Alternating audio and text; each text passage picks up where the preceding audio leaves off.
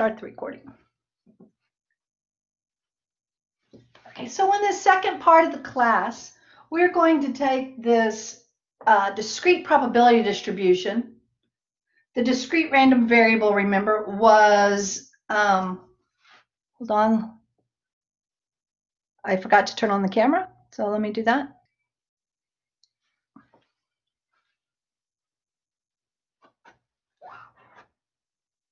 We had this discrete probability distribution. Our discrete random variable x was the number of how many out of 3 free throws Dirk Nowitzki made at the line. And just if you join the recording and didn't see the first part, I made these numbers up. They aren't real, okay?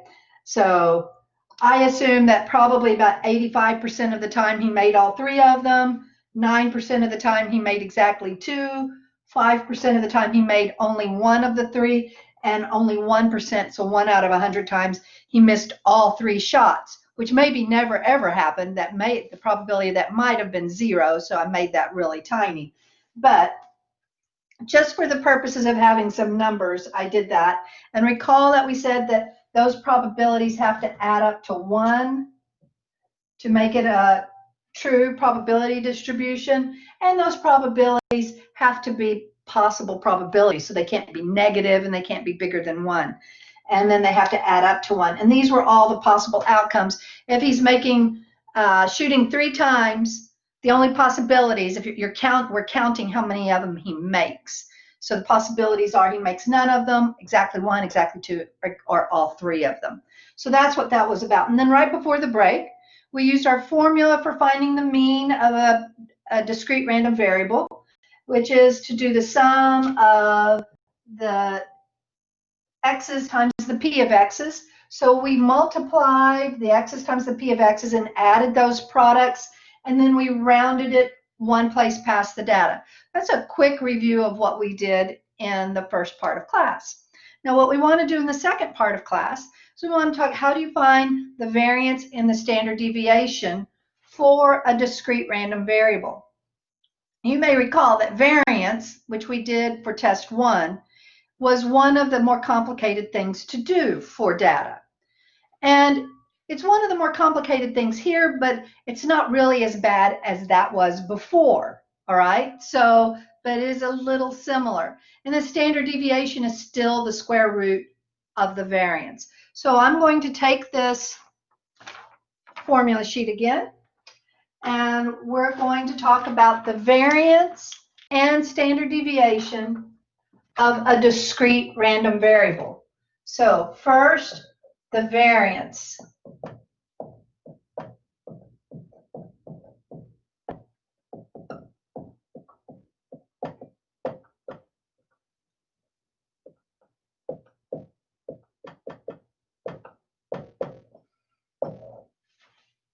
So on your formula sheet, so I'm going to hold this up to the camera.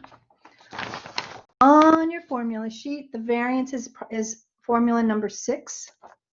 So I'm going to copy that on the board. It has the same name as it did before, back in chapter 2. It's called sigma squared. And the formula for that looks like this. I'm just copying this exactly off the formula sheet. This was formula number 6 on our formula sheet. And it is the sum of the x minus mu's squared times the p of x's.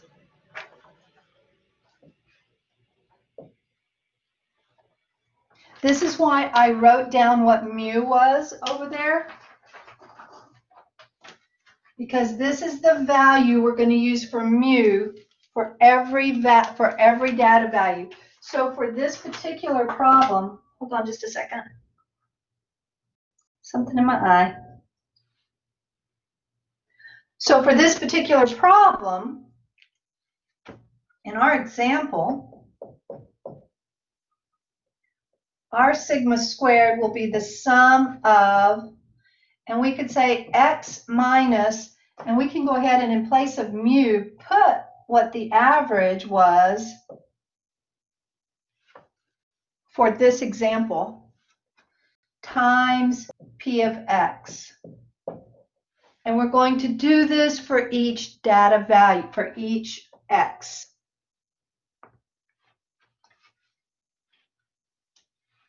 So I'm going to show my work here.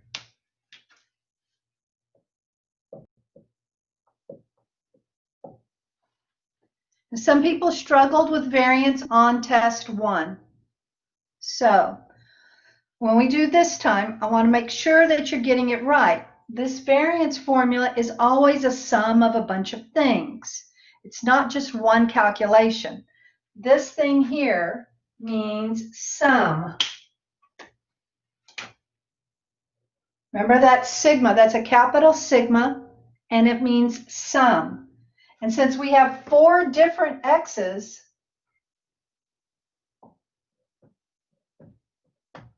we should have 4 different products that we're going to add together.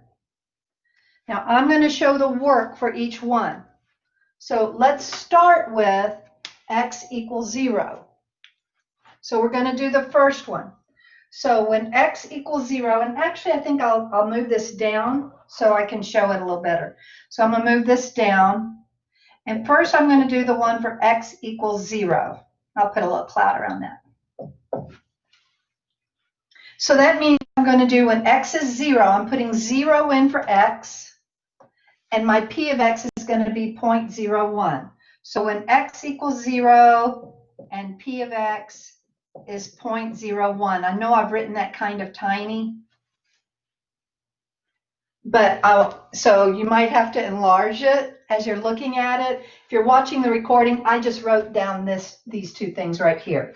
So when I put those in the formula, that's going to give me 0 minus 2.8 squared times p of x was 0.01. That's my first product of 4 plus.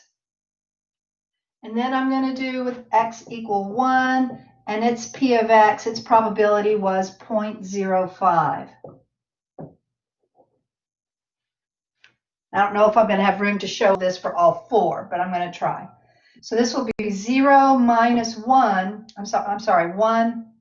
Your x is 1 minus 2.8 squared. Remember, this is our formula right here, times 0.05 plus. Now I'm going to go to x equal 2.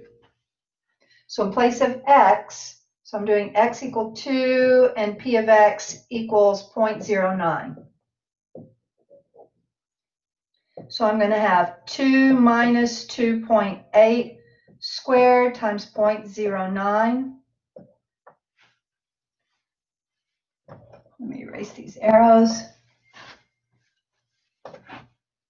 Plus, I'm going to move down here so it doesn't run so much into our table. And then for this last one, I'm doing this where x is 3 and the p of x, the probability of 3 is 0.85. So I'm going to have 3 minus 2.8 squared times 0.85. Now I'm going to stop there for a second so you can look at what I just did for variance. Variance is a longer computation, but I want you to notice that each part is not hard. You're just putting in the x where this x is, and it's p of x here. And you have to do that for every value of x. On this one, we only had 4 different ones. And you can't skip the 0. This part is not going to come out to 0. Don't skip the 0 one, okay? When we did the mean, the 0 one came out to be 0. But when you do variance and standard deviation, it does not. So my next step, and what I'm going to do here, is let's actually do these parts. So I'm going to do this 0 minus 2.8 and square that. And that's going to give you, make sure you use the parentheses. And then you have 0 minus 2.8. Sorry, I'm having a bad typing day. And square it. And I want to show you in my calculator what I did. Let me see if I can do this so that there's not so much of a glare. And then I'm going to hit enter. And that gave me for this 7.84. Do not round. Never round until you get to the last step. And then times 0.01. Kendra, do you have a question?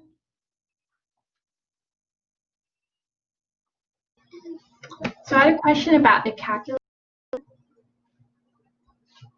So on my calculator, I can't find the exponents. Where would I push that button? I'd have to see what kind of calculator you have. Let me show you on my calculator that might help. So on my calculator, there's a button right here that says x squared. And so when I typed this, here I'm going to clear it and type it again. So I did a parentheses, then I did 0 minus 2.8, and I ended the parentheses. And then I hit my x squared button. Oh, so that's for the exponent. I guess I don't have that on my. Okay, some calculators, if you don't have an x squared button, here's another way I could have done it, okay? All calculators will have, if you have a button that looks like this, it looks like an up arrow.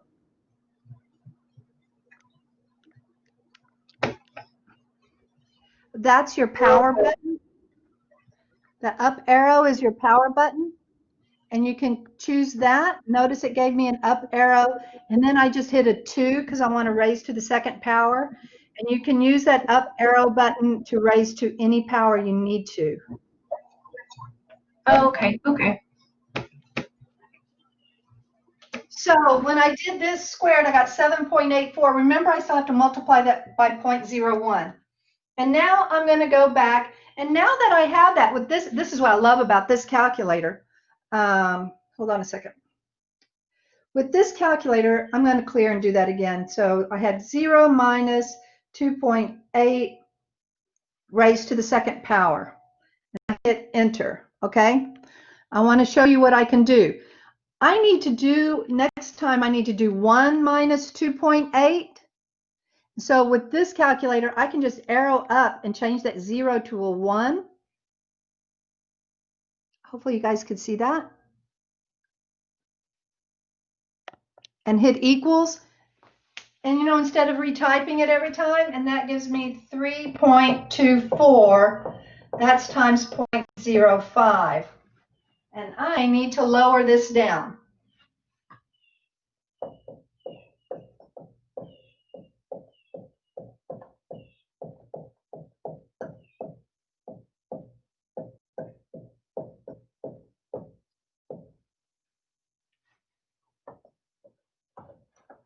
That'll look a little neater anyway. So I've done this.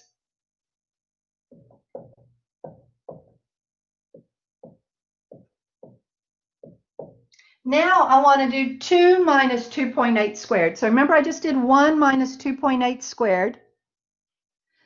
I can arrow up. I can use the arrow buttons here. And I can go across to the 1, change it to a 2. And I'm going to arrow to the end so you can see that I have now 2 minus 2.8 squared. Hit equals. And that gives me 0.64. That's times 0.09. That was this part right here. Then the last one I need to do is 3 minus 2.8 squared. So again, I'm going to my calculator. I'm going to arrow up and change that to a 3 so that now it says 3 minus 2.8 raised to the second power equals 0.04.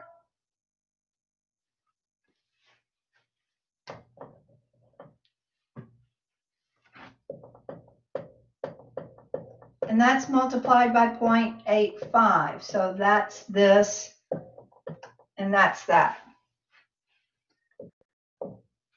Now I need to go back and find these 4 products. So do you see how I did the x minus the mean squared for every value. And I did that pretty quickly by just arrowing up and changing the 0, then I changed it to a 1, I changed it to a 2 and a 3. So I got these numbers first for every x. And then I'm going to take each of those, and now I've got to find these products. So I'm going to find this product, this product. I should have 4 products. So I'm going to go back to the beginning here. 7.84 times 0.01. And that gives me 0.0784. I'm going to write a note here. I want you to put this note in your notes. Put this note in your notes. Good place to put notes.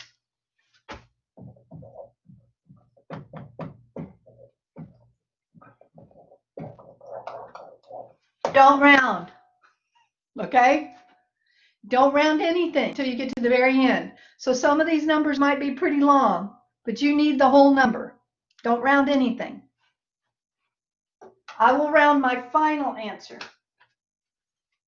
So that came out to that. Plus, now I'm going to do this next one. 3.24 times 0.05.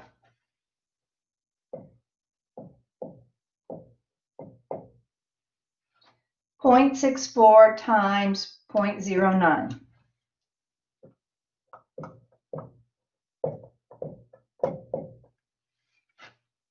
And then I had 0.04 times 0.85. I want to double check that one. I want to make sure I entered that one right. 0.64 times 0.09. Yeah. So I didn't round any of those numbers because none of those are my final answer. I'm going to add these all together now. So do you see I found my 4 products? However many x's you have, that's how many products you should end up with. And each product you get by taking that x value minus the mean. So notice for every one of them, I subtracted 2.8 first and then squared that difference. And that number should always be positive. If it's not, you're doing something wrong. Probably not using parentheses. Parentheses are really important. Now I'm going to add these 4 numbers, and that's going to give me the variance. So I have that one.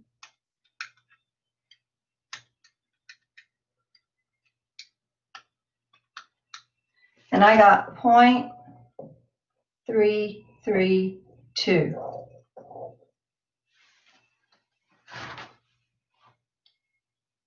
And that's what I got for the variance. I'm going to add that over here. I got as my variance equals 0.332. And that was without any rounding. My math lab may ask me to round that, but I want the unrounded number so that I can use it to find the standard deviation. So if my math lab tells me to round that to the 10th place, I would round it to 0.3. Or if it told me to round to the 100th place, I would round to 0.33.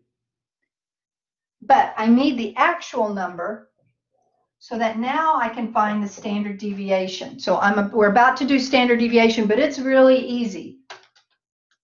So before I do that, I want to give you a chance to look at this work and see if you have any questions. Now, if you had to show this work in show work in my stat lab, first of all, you should always be writing it down on paper first. And then if you tried to draw this with a mouse, you would use up all your space. There's no way you could fit it all. But if you type it, okay, and for these little squares here, yeah, there's a way to do that. If you use that pi tool, you could practice with that if you want to. But another thing I found you can do if you want, in fact, there's a couple of things. So let's talk about how you could show a square in the show work in my math lab. I can think of a couple of things. One way is to go ahead and type it like this and maybe leave a little space. You don't have to, but And then I believe it will let you then select the draw tool and go back and draw the 2's on. That's one way. Another thing you can do is you can use that up arrow like I just showed you on the calculator, and to demonstrate squaring. And let me see, I'm going to erase this up here for a second so I can show you. Say I wanted to do this, I was showing my work, and for sigma squared, that's a symbol that you're probably not going to have. It may be available if you want to try to find it. It might be available in that pi thing, but you could type out sigma squared. You could also put variance if you want to. Just write variance equals, because I do like you to label everything. And when I do this first part, I could type 0 minus 2.8 in the parentheses and then do this. And this is another way you can show squaring, which is kind of like what I was showing Kendra to do in her calculator. Okay, so this is another way you can do squaring. Don't put just a 2 beside it though.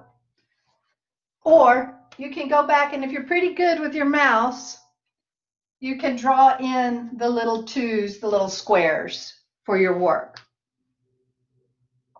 Another thing you could possibly do is,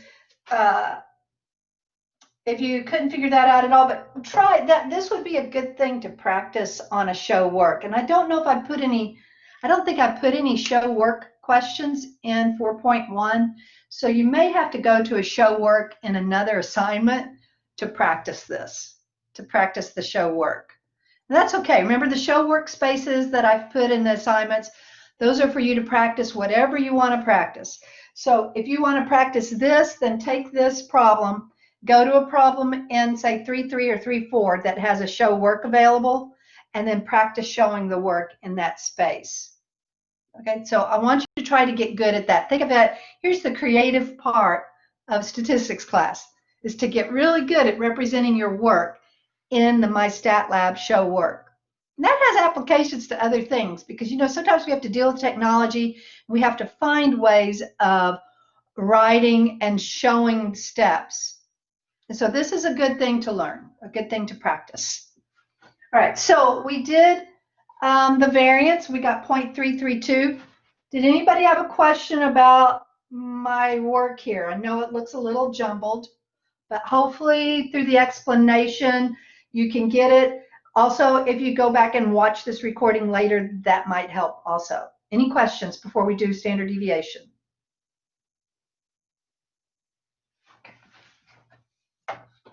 Then I'm going to erase this.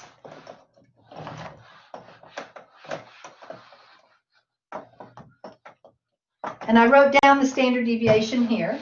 I wrote down the variance right there. So this was the mean.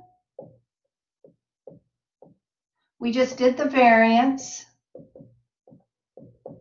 The variance is really the only thing that's kind of hard. And then the standard deviation. And the standard deviation is formula 7.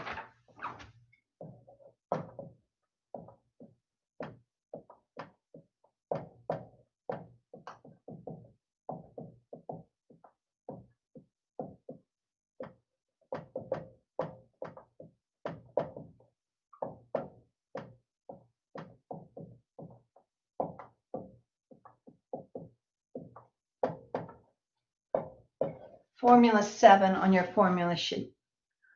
Okay, so formula 7 on this formula sheet says sigma is the square root of sigma squared. Now, it also has an additional thing here that says this.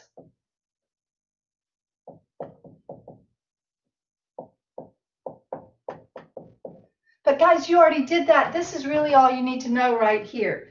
So you really can kind of ignore that part. This is all we need to do.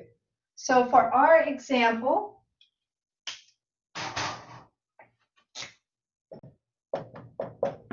the standard deviation, and if you're showing your work, you could abbreviate it like this, standard deviation equals, and I would do the square root of sigma squared. Remember, sigma squared was 0.332 for our example. So this is really easy. The only hard one is doing the variance. And then to do this, I'm going to, in my calculator, take the square root of 0.332. It's a big old long number.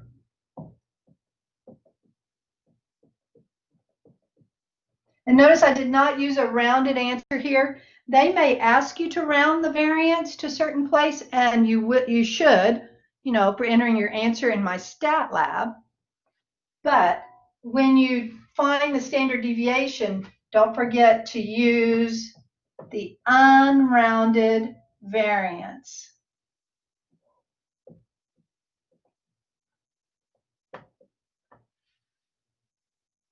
And then we're going to round it as it asks us to.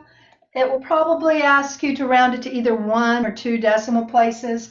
If I rounded it to 2 decimal places, it would be 0.58. But we're just going to say here to follow the rounding instructions given.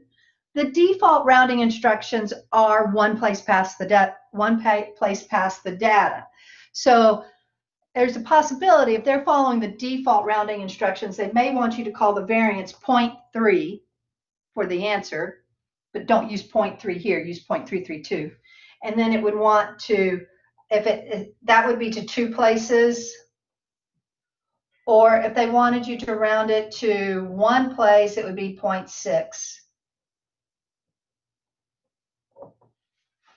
However they tell you to round it. So I've covered pretty much everything in 4.1 for you.